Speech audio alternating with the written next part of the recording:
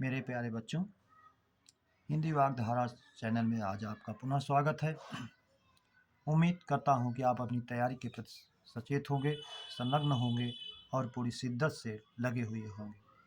आज हम लोग अपनी तैयारी के क्रम में अगला हिंदी व्याकरण का अभ्यास 16 भाग हल करेंगे। तो आइए हम अपने 16वें भाग की शुरुआत पहले प्रश्न से करते हैं। पहला प्रश्न है हमारा, आदिकाल में पहेलियां लिखने वाले कवि हैं। विकल्प ए चंद्रबरदाई, विकल्प बी अमीर खुसरो, सी नरपतनाल, डी विद्यापति। जैसे हम जानते हैं कि आदिकाल में पहेलियां और मुकरी आदि लिखने वाले अमीर खुसरो थे, इसलिए विकल्प भी हमारा सही हो जाता है। प्रश्न नंबर 2, अनुस्वार और विसर्ग का उच्चारण किसके बिना नहीं हो सकता? जिसको आप जानते हैं अयोगवाह जो हमारे हैं स्वर और व्यंजन, कह रहा है किसके बिना नहीं हो सकता। ए कह रहा है स्वर, बी कह रहा है व्यंजन, सी कह रहा है दोनों, डी कह रहा है नहीं। तो अनुस्वार और विसर्ग का उच्चारण तब तक नहीं होता है जब तक वो स्वर के बाद नहीं आएगा, इसलिए ये दोनों का अनुस्वार और विसर्ग दोनों का उच्चारण जो है ये स्वर के बाद ही होता है, इसलिए हमारा विकल्प ए सही हो जाता है। अगला प्रश्न नंबर 3 है, शयन का विलोम है चेतना, बी चेतनशील, सी चैतन्य, डी जागरण। सी चेतना, चेतनशील और चैतन्य, चेतनशील होने से इसका कोई मतलब नहीं है। विकल्प डी शयन माने शयन करना, सोना, जागरण माने जागना, तो विकल्प डी हमारा सही हो जाता है। प्रश्न नंबर 4, कौन सा वाक्य शुद्ध है? ए विकल्प ए प्रज्ञा और क्षमा खेल रही हैं, बी भारत समृद्धशाली देश है। यदि ये भारत समृद्ध देश है होता तो ये सही होता वाक्य, इसलिए अशुद्ध है। सी सीता गुणवती स्त्री है, सीता गुणवती है इतना ही पर्याप्त था, इसमें स्त्री शब्द आने की जरूरत नहीं थी, इसलिए ये भी अगर होता सीता गुणवती है होता तो ये भी वाक्य सही होता। डी गीता कितनी मधुर गाती है, ये भी वाक्य शुद्ध है। यदि होता गीता कितना मधुर गाती है तो ये भी शुद्ध होता, इसलिए हमारा विकल्प प्रज्ञा और क्षमा खेल रही हैं, विकल्प ए ही हमारा शुद्ध हो जाता है। प्रश्न नंबर 5, निम्न पंक्तियों में छंद है, नील सरोरु श्याम, तरुण अरुण वारिज नयन, करहु सुमम ऊर्धाम, सदा क्षीर सागर सैन। इसमें पूछ रहा है कौन सा छंद है। विकल्प ए दोहा, विकल्प बी सोठा, विकल्प सी वरवय, विकल्प डी उल्लाला। जैसा हम जान रहे हैं ये हमारे वाचन से ही क्लियर हो रहा है कि ये सोठा छंद है, फिर भी हम काउंट करके इसको देख लेते हैं।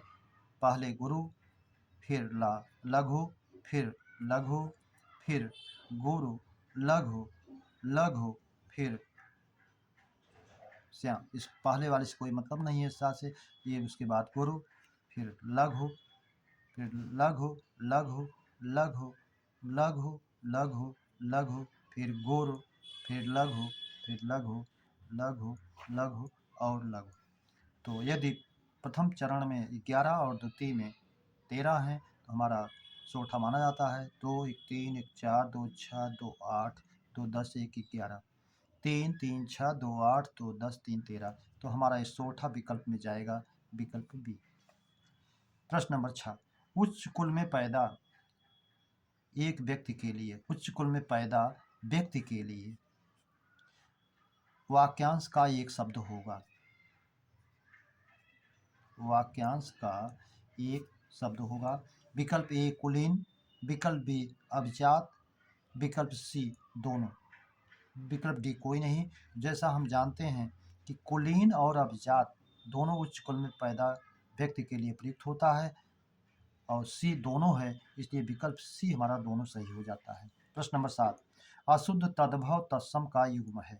विकल्प ए नाई नापित शुद्ध है, बी संधि विग्रह, इससे कोई मतलब नहीं है इसका। अशुद्ध तद्भव तत्सम का युग है, तो इस विकल्प बी हमारा ये अशुद्ध है। विकल्प सी नैहर ज्ञात गृह, ये शुद्ध है। विकल्प डी समास संक्षेप। ए भी अशुद्ध है हमारा, विकल्प बी अशुद्ध है, इसलिए इसमें 2 अशुद्ध हो जाते हैं। अब दूसरे में भी तद्भव तत्सम का सही जोड़ा नहीं दिया गया है, इसलिए अगला विकल्प एक और हम बना लेते हैं ई बी प्लस डी। तो इस तरह से हमारा ई विकल्प यहाँ सही हो जाता है और दोनों अशुद्ध रहेंगे।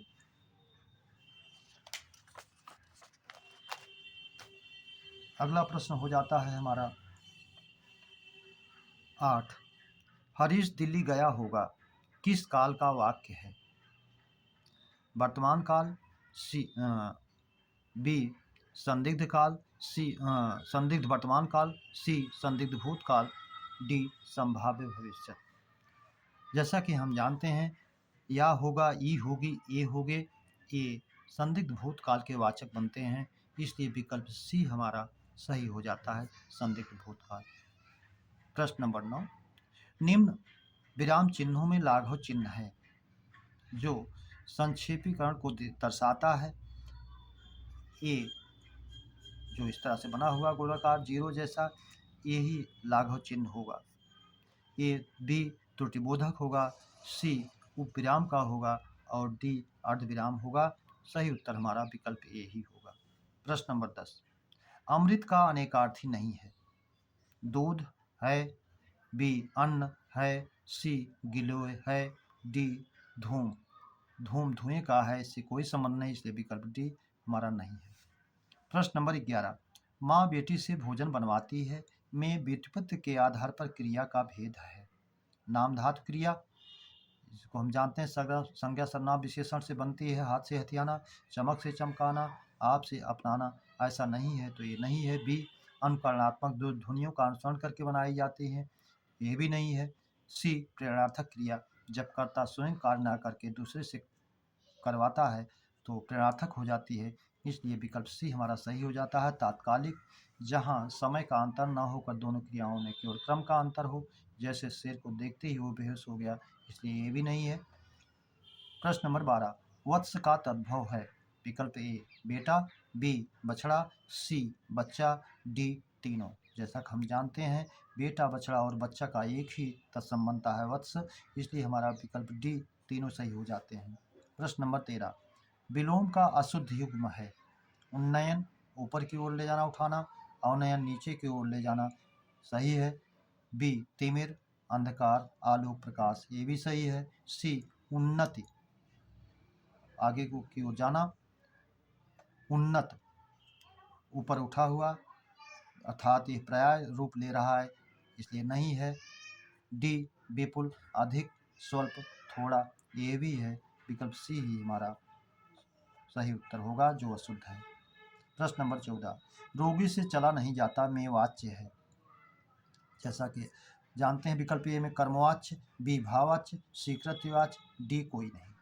तो हम जानते हैं जहाँ असमर्थता या नकारात्मक भाव होता है और उसमें फिर भाववाच्य हो जाता है। इस तरह से रोगी से चला नहीं जाता, रोगी से बैठा नहीं जाता आदि जो वाक्य हैं ये निषेधात्मक होते हुए भाववाच्य में चले जाते हैं, विकल्प भी हमारा सही हो जाता है। प्रश्न नंबर 15। देख लो साकेत नगरी है यही, स्वर्ग से मिलने गगन में जा रही में अलंकार है। उत्प्रेक्षा, भ्रांतिमान, अतिशयोक्ति, उल्लेख अलंकार। उत्प्रेक्षा उपमेय में उपमान की संभावना नहीं है, इसलिए नहीं है। भ्रांतिमान भ्रम या भ्रांति की स्थिति नहीं है, इसलिए ये भी नहीं है।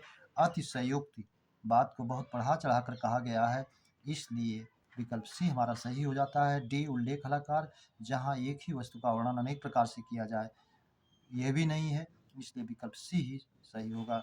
इस तरह मेरे प्यारे बच्चों, अभ्यास श्रृंखला की इस क्रम में हम लोगों ने आज प्रश्नों पर चर्चा की। यदि ये आपको बेहतर लगा हो तो आपकी सहयोग की अपेक्षा केवल इतनी है, इसे सब्सक्राइब, लाइक और शेयर अवश्य करें। अगले अभ्यास श्रृंखला के मिलने तक आपके लिए धन्यवाद।